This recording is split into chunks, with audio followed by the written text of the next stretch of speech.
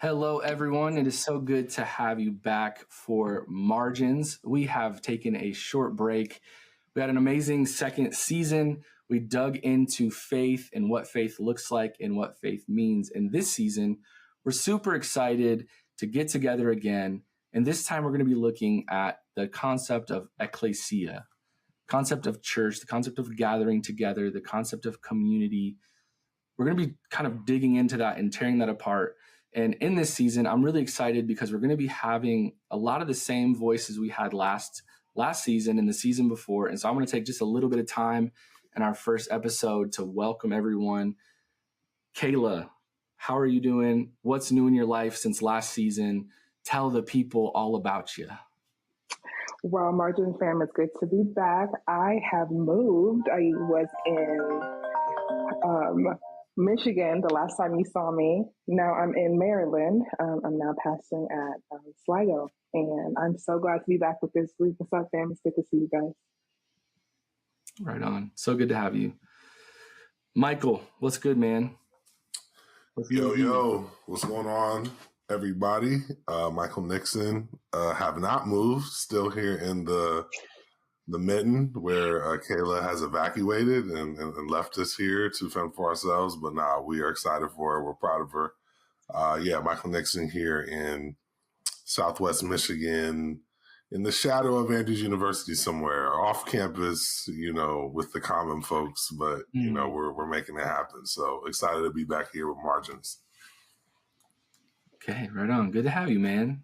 Good to have you. Both former Andrews reps, but we're making it. It's good. John, what's good, baby? How are you doing, man?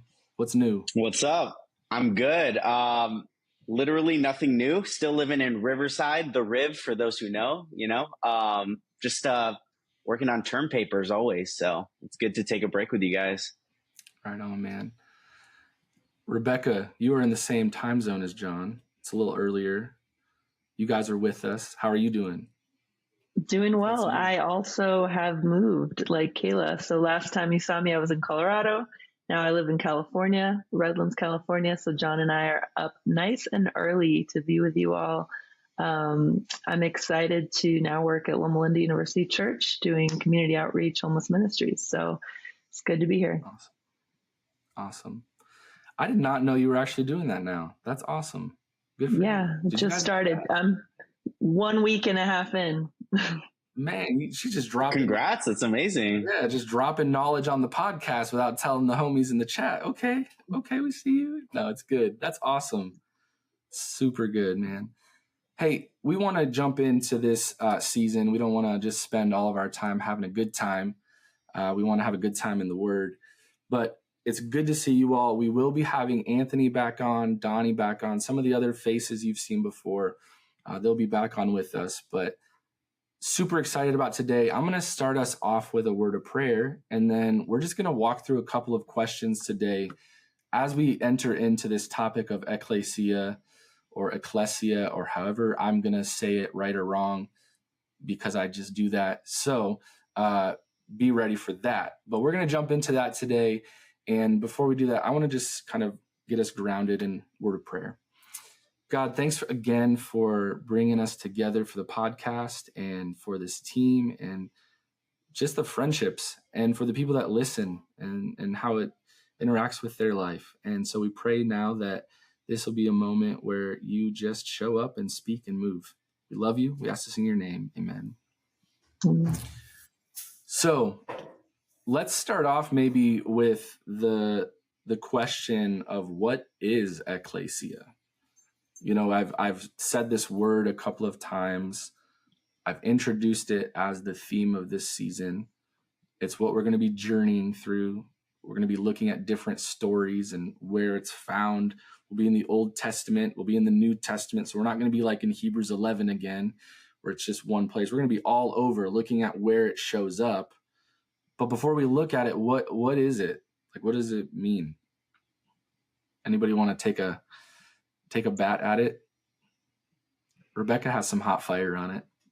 No, I was just I was looking into the word. I just found it interesting. Ek is out, to come out, and kaleo, it comes from the word kaleo, called out. So I was like, it seems like a body of people called out. I'm assuming like a remnant called out from the world, called out from maybe a culture that doesn't fit the principles of God.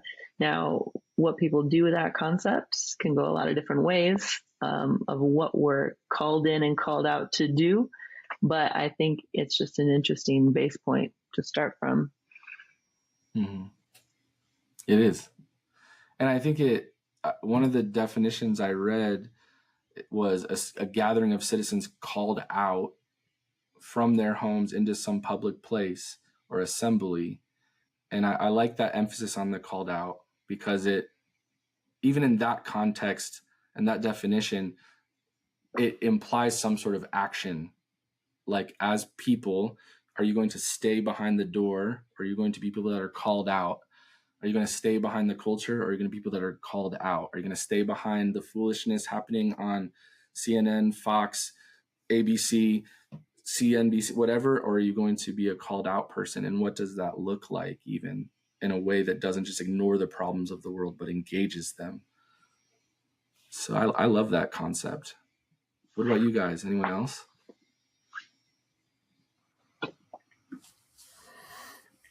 Yeah, I think just this idea of being called out, I think the word that I sort of locked in on, and there's so many different components of it, is just, the word gathering. And so, like, what does it mean to gather? And then what is the purpose of our gathering? And then to this called out and then action piece that Kyle and Rebecca, you're starting to tease out. What is that gathering sort of calling us to do or pushing us toward when we leave that particular gathering and then come back? So, like, what lifestyle, I guess, commitments and decisions does that gathering inform, I guess? And so, but it's something that, people, I think, approach that very different ways. For some people, Ekklesia is just maybe a once a week or a couple times a week gathering, and then that's somewhat separate from the rest of their life. There are others who are very immersed in a particular community where those gatherings can maybe take place in a church building or whatever your church building of choice is called. But then there are other gathering spaces, whether they're smaller groups or grabbing meals or grabbing a coffee or whatever the case may be. And so I think there's a variety of ways it can look, or even, what we're doing right now, especially post-pandemic. A lot of people are doing it just like this on a screen because maybe they're in an area that they, or maybe they just can't leave their house due to whatever ailment they may have, or the spaces they could occupy that are near them don't feel comfortable or welcoming to them. And so being on a screen is better, or just their personality style. They like engaging in this way. So, there are lots of different ways people gather, but it's that idea of gathering that I really honed in on as far as wrestling with what is Ekklesia. Mike, I love that. One of the commentators I've been looking at while we're kind of studying this says gathering works in every usage in the New Testament and is much better than the traditional word church, because the modern meaning of church does not align with the ancient Greek. Church is ecclesial, I'm saying that wrong, ecclesial, whatever word, while gathering is neutral. Ekklesia is not a religious word in its origin. And I think that ties in with what you're saying, because we often think of, this word is rooted in the Bible. If you look at the first place it's found, it's in Corinthians, where Paul is talking about, he says, to the gathering of God, which is in Corinth. That's the first place you see it show up, according to this commentator. And what it tells me is that sometimes my view of it is really narrow. Like, I'm like, oh, and I'm a pastor, so church is church, right? But like, are we called to go to church or to Ekklesia? Because I'm hearing that that's different. Mm. That, I mean, No, absolutely. Yeah. Yeah. What are you guys' thoughts? No, I was going to say, I really appreciate that. And I think that in this word where we're called out, like we have to realize that it's calling us out into something beautiful. And so I think about it like conceptually. And I think of when, that first usage came to a people who were being, oppressed by a Roman Empire. And they were called out of that system into something new, something that was Holy Spirit filled. And so I think about it like for us today. And the first thing I think of, thinking about Rebecca's words, where it's like, yeah, you're being called out as a remnant, and you can take that in so many different ways. I start to think about being called out of the monotony of life, which says, hey, I'm defined by my either good or bad things that I do, right? I'm defined by the way that my career has progressed, or I'm defined by this mistake that I made, or I'm defined by this degree that I have. And it's like, so this at least kind of goes into my conception of Ekklesia, being called out of that and saying, no, I am like being called to gather in a group where we say, no, we are defined by the value that we have innately in the eyes of God. So that's kind of where my mind goes. That's really good.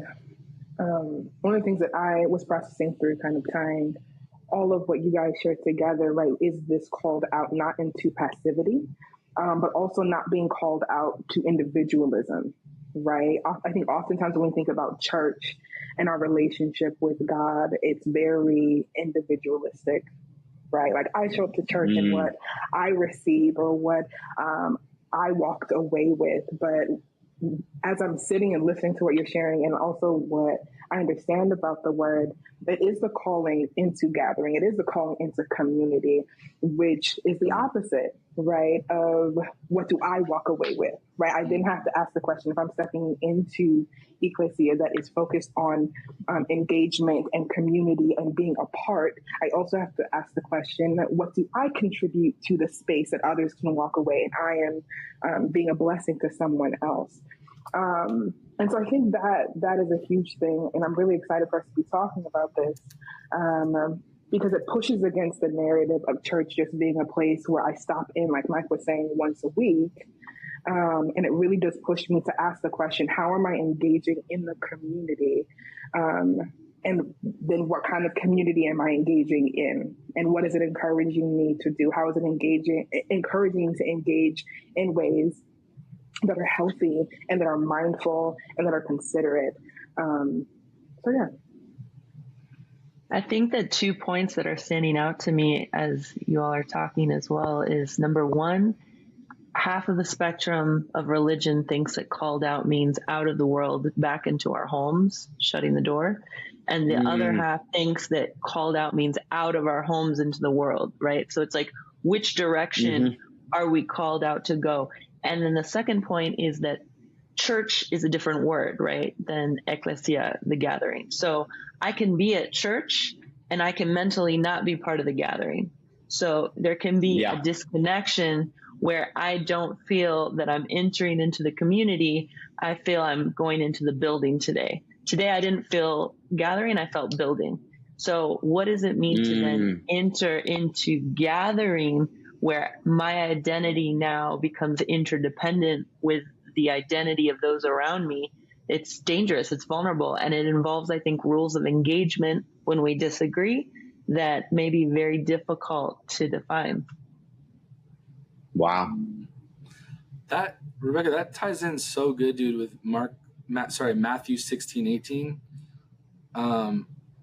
Apparently it's like one of the only places, apparently Ekklesia does not occur in the Gospels except for two uses.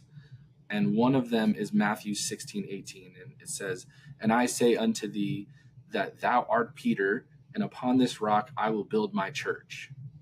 And one of the other commentators I was reading, he translated it himself saying, "You are rocky, and upon this rock I will house build my gathering.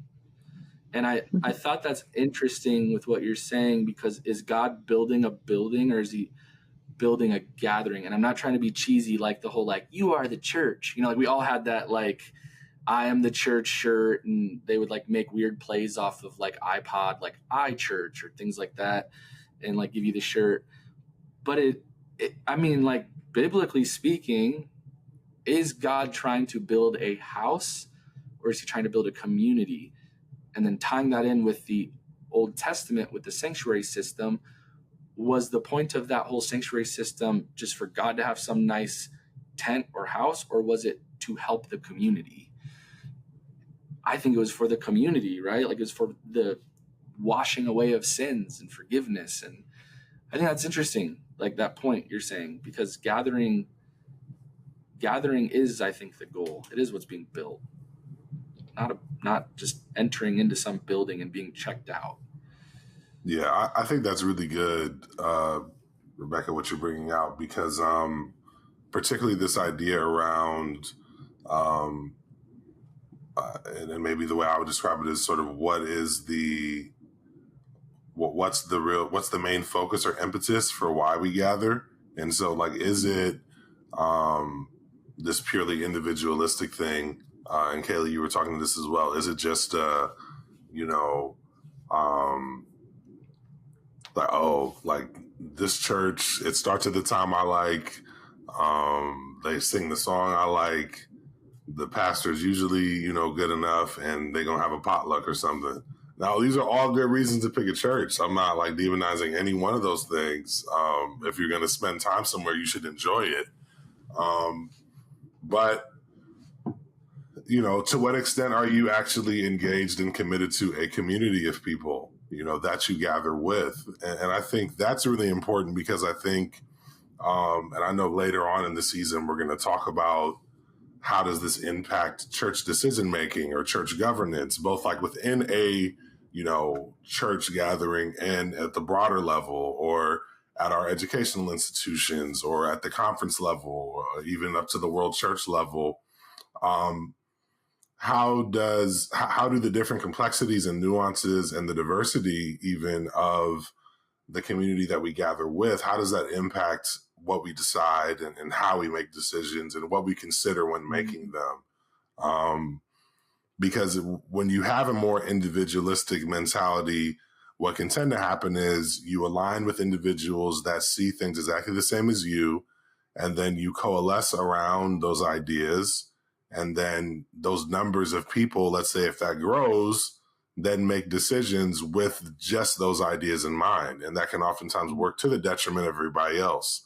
And then folks then, coming full circle, then start asking the question of, do I belong in these gatherings? Which I think is a question a lot of people are asking now, is that if I don't align with the individuals that have sort of connected with themselves around these very narrow, specific ideas, then what now? Like, do I then, do I leave? Do I create something different? Do we just meet in the park? Like, do I just invite people to my house? Do I watch it online because that's less painful? That's what it can lead to. Because if at the inception point, the understanding isn't, I'm here in community, of course, with some very, specific, maybe core values or things that are important to me, but it's equally as important to me to understand what's important to you. And seeking the Spirit's face around how do we now journey together as a collective, as opposed to playing a numbers game around who has power and who doesn't. Mm-hmm. Mike, I think that's a really valuable point to kind of pull out when you consider the more like secular use of the word, because as I'm finding out, like, yes, this word's in the Bible, but it's also used in the Greek, right? And it does also refer in some cases to like a political gathering. And I think that's interesting because it's even in church, right? Or in the gathering of believers, I feel like sometimes we imagine like we can just kind of enter into this like gray space with church where it's like separate of the world and nothing should be talked about, and you know, too much can be talked about, but it's like, I guess when I'm looking at this word, maybe like even in just the secular sense, it calls people to stand in the same space and hold space with each other, and have, like, it literally in some instances means it's like a political gathering. Like, that is challenging, as we're seeing, right? Like, people gather and there's crazy things happening and mob mentality, right? But like, can people sit with each other on crazy things? But then on the flip side, when is it too much? Like, when is it you're just kind of allowing bad behavior to happen? You get what I'm kind of trying to say? Like, how do we hold that space, but then also be held accountable? Because I think that's all a part of our gathering that a lot of times we don't really face, because we're just like, just go to church, just go to church. But you're kind of making me think more about it outside of that context. And how can we bring that into the church context? Does that make sense?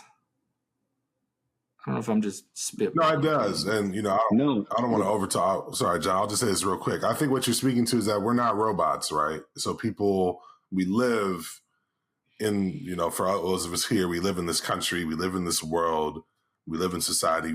You know, and just speaking to the context of the church we're a part of, the Adventist Church, we're a very globally diverse church. And so we are connected even here to things happening all over. And so, just speaking to the church physical space, you can walk in any given week carrying a multitude of things, and that's true of everyone, right? And so, can we sit there and tease out every one of those things? No. But having an understanding and a consideration for the reality of that, whether it's in the political sphere, where divisiveness can impact us, or the things we're seeing across screens, or then to very real things happening in family. How does that impact, you know, the dynamics of our gathering? You know, it's going to impact it whether you acknowledge it or not. Because to your point, Kyle, I think a lot of times in our wonderful church, there tends to be this sort of either stated or unwritten rule around when you come into here, you have to like forget and detach from all of that.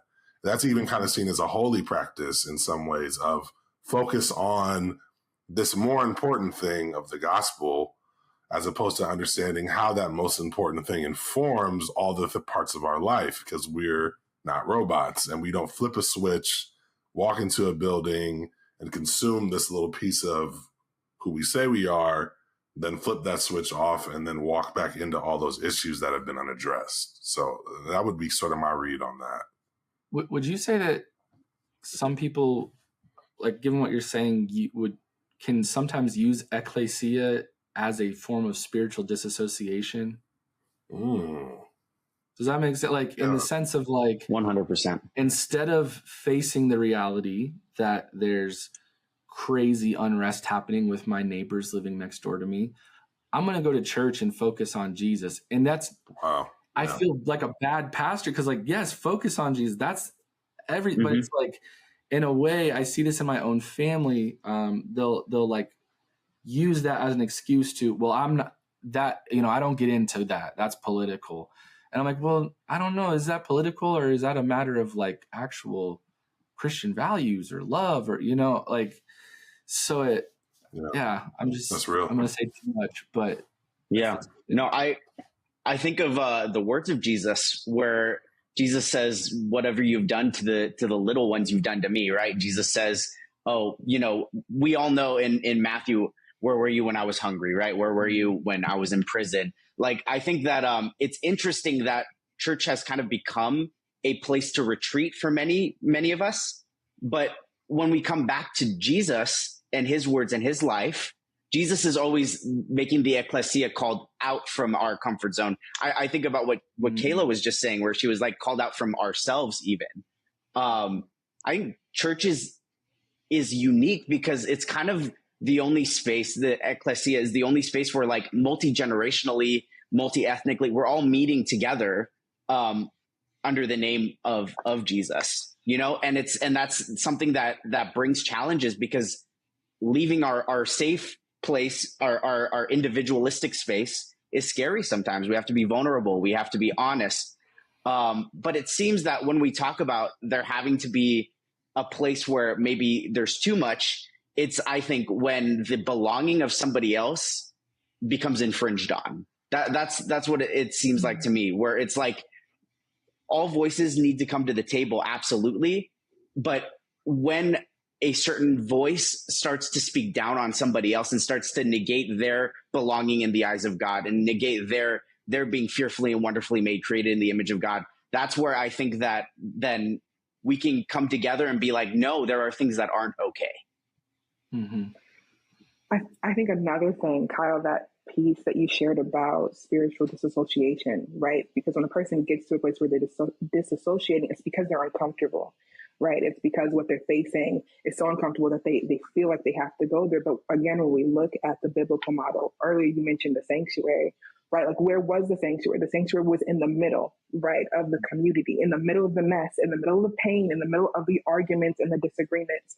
When you look at Jesus and the plan of salvation, he wasn't in heaven like, hey, yo, figure it out down there, right? Like, he was in the middle of it. The people who he pulled in, he had a zealot, a tax collector, right? People who did not see things in the same way. And he did community with them and created a format, right? That I don't need to see the same way as you to be in community with you, right? And even going back to the definition of the word itself, right? Calling people out into a space, it allows you to get a holistic picture. I cannot hide behind my doors and say, I do not see what you're going through. I do not acknowledge your struggle, your pain, just because you live across the community. No, when I'm calling you, everyone out together, we have to address, right, that, yo, your house is bigger because of systemic issues that led us to this place, right? You're getting more resources, right? Like, it is an acknowledgement that there is something happening. We're not being called out to just kick it, right? Like, the definition is to discuss things that are going on. And so when we think about church, the reality is people are feeling a level of discomfort. They are feeling a level of like, man, what's happening in the world is too much. But what if Ekklesia was a place where we could learn how to have healthy discussions, right? What if it was a space where we were able to acknowledge the reality of the person across from me, that it's not just about what's happening in my world, but I see what's happening in your world as well. And it doesn't threaten me. It doesn't make me feel less than.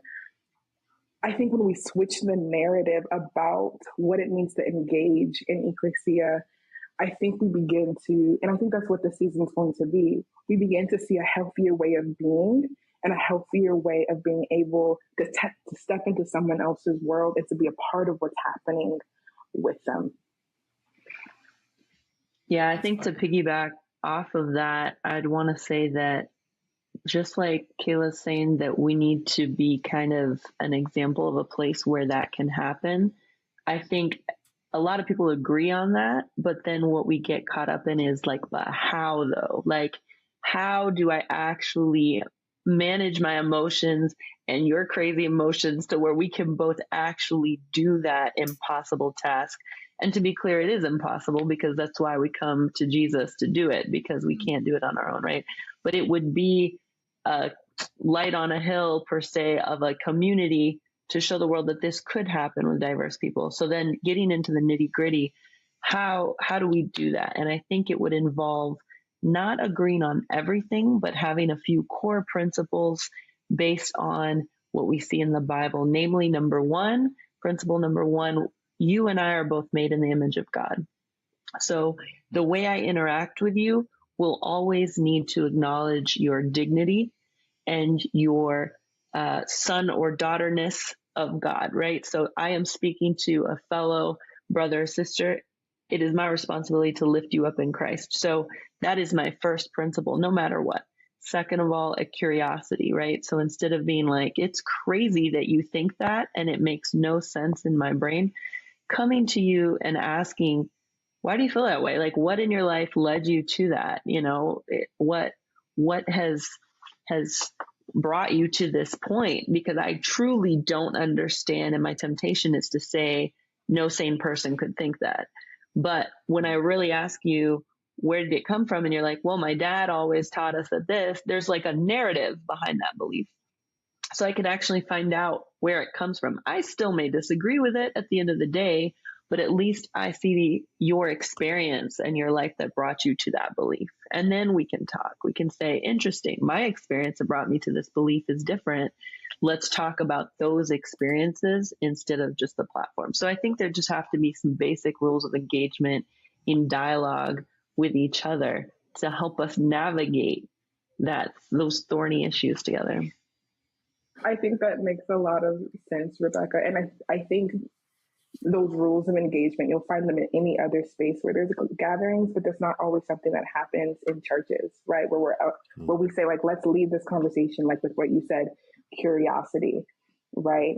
Let's leave this conversation with empathy, right? I have never, right, been a part of spaces that I left feeling seen. Well, I should rather say it another way. The spaces where I leave feeling seen and where I felt Ekklesia have always been the ones that led with curiosity, right? They've always been the ones that led with empathy, that have said, hey, Kayla, maybe I'm not a woman, maybe I'm not a person of color, but I'm curious about your experience, right? I'm curious about what's happening in your context and how it's made you feel. And there have been spaces where I have found true Ekklesia, even as a leader in the church, which, like, to keep it about, sometimes you don't always feel, but always the spaces where I have found curiosity, empathy, and love from Christ-like believers. I've left feeling more whole, right? More of my best self because I was around them.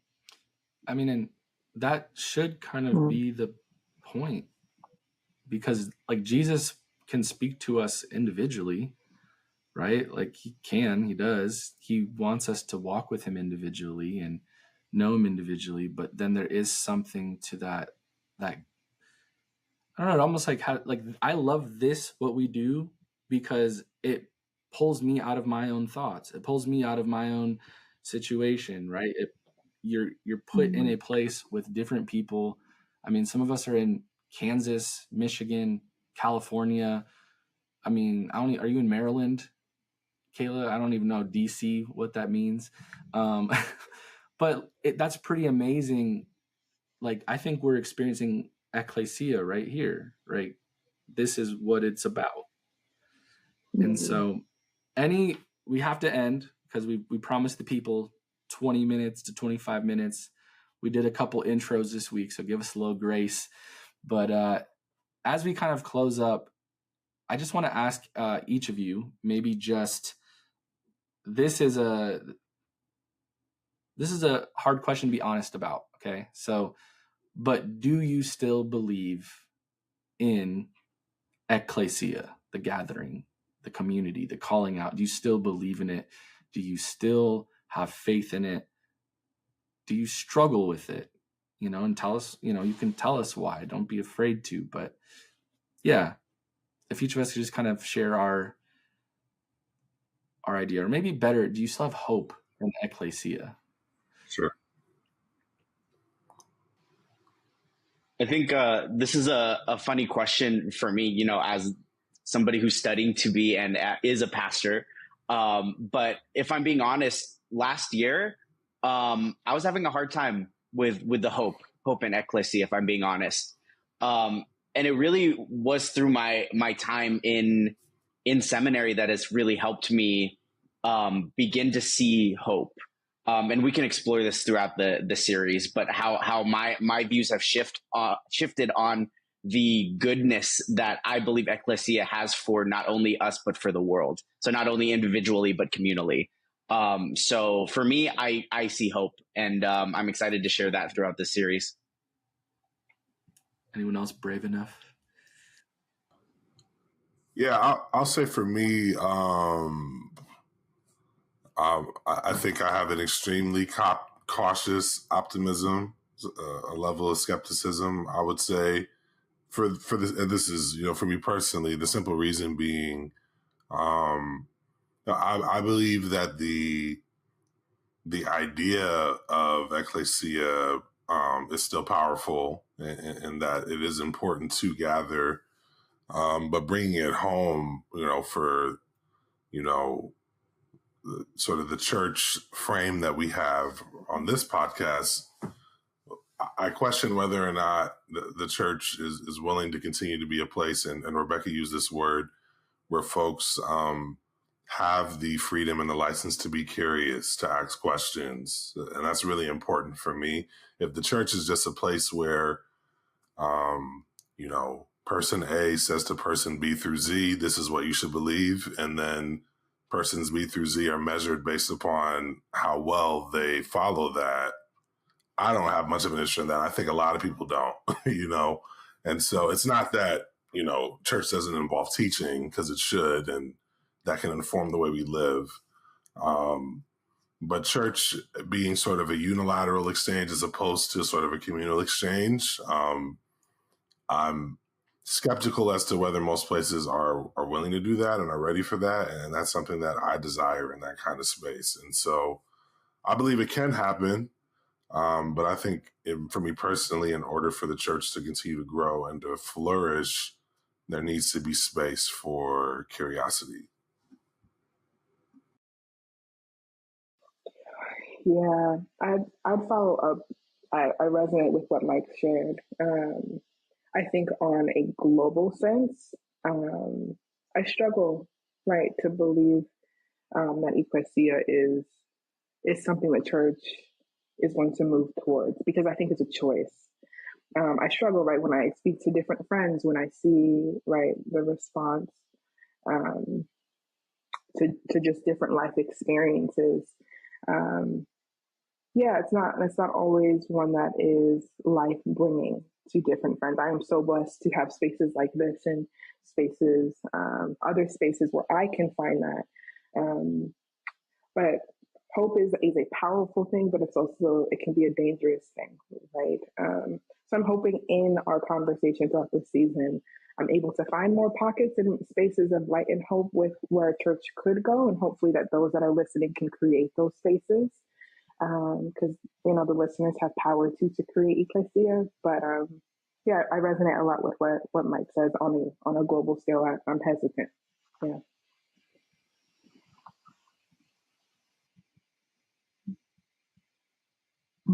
Man, so many good points of view. I think that, like any relationship, the easy part is to either be all in or be all out. And I want to be all in. When I'm having bad days, I want to be all out. And I think what I'm struggling with is learning the tension of trying to give and take in the gathering, like trying to learn that there are days when I'm going to give more to the gathering than what it's going to give me. And then other days where it's really going to feed me and I have nothing to give. And that's how any relationship that's balanced should work. And day in, day out, you're going to have those questions of, am I giving more to the gathering than the gathering's giving to me? And should I stay? Or am I going to have days where the gathering just upholds me for years, because I just have nothing to give. I'm empty. And so I struggle to continue that tension in relationship with the community, but I think it's worth struggling through. It's given me a lot throughout the years. Sorry about this ambulance, but yeah, it's given me a lot throughout the years, and I think I'm still in it. It's worth struggling a little bit more. Because I appreciate the honesty. I was hoping we weren't all going to just be like, yeah, not because I want us to not hope in it, but just that we would share kind of our hearts. And so thank you for doing that. And I think for me, I resonate with what a lot of y'all say. I think, do I believe in Ekklesia or Ekklesia? Yes, if we're talking about a gathering of people coming together to wrestle and to think and to, I guess, when I hear that, when I think of this idea of people coming together, it feels rather agendaless. Like you're coming together, and it doesn't mean you're not gathering around something, but when you're gathering, is there an agenda for how someone is supposed to be thinking when they leave? And something I've kind of found is that someone said something to me about the church I'm in right now, and they said, you know what I love about Commons is that it just doesn't have an agenda for people. And at first I took that like bad. I was like, whoa, like, what do you mean? I want people to follow Jesus. Like, I talk about Jesus. I'm preaching the word. I'm in the Bible. Like, what you mean? And they were like, no, that's not what I'm talking about. They were like, there's just no, I'm not coming here feeling like there's a gun to my head. That's the term they used, telling me that I have to become this certain type of thing. And there's just space. There's space for me. And I think that really spoke to me, like, not because it's my church, but because that's the kind of church I want to be a part of. That's the kind of community where we do have like axioms of faith that we stand on. This is what we believe. There's non-negotiables, but then there's a lot of things that I need you to hold space with me for. And I need you to talk with me about. Like, there's been some times where I've had some crazy ideas, and Michael in 2022 and 2021, whatever, during COVID, whenever that was, we'd just be chopping it up and he'd be roasting me on my couch, right? But that was that for me. That was Ekklesia for me then, because it was, it's just this idea that, yes, we all want people to know Jesus, love Jesus, come encountering with Jesus, but is there some weird agenda to get them there? Like when growing up, when I was MAGA booking, no shade to the MAGA bookers, but they taught us how to connect with people and relate to them. So then we could become their friend. And then that's how you get that. And it's like, whoa. No, because that's not how Jesus did it. And so do I believe in Ekklesia? I do. I struggle with the global level because I think that the gatherings have to be relevant to their contexts. And so that's where sometimes it's challenging for me.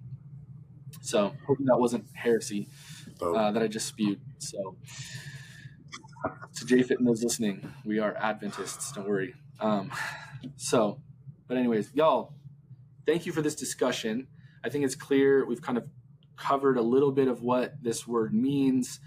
Hopefully those of you listening have understood now why this is the word we're using. We're not just saying church and having a discussion around church, because it's so much more than that. It's about you. It's about me. It's about us as the body, as they would say when I was a youth, right?